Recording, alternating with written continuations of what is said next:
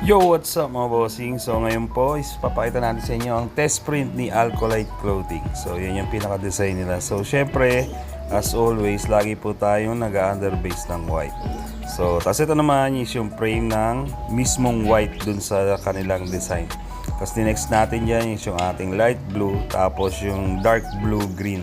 So bali ano yan mga bossing, may mga Pantone code yan. So yun lang yung tawag namin dun sa kulay para mas madaling yung makilala yung kulay. Pero yung mga kulay niyan is based on Pantone talaga. So ito na yung black. Yan. So ito na yung ating final output mga bossing. Yan. So bali pinaprove na natin yan kay client. Meron pala siyang konting concern dyan na yung black daw is parang hindi black na black, parang dark gray.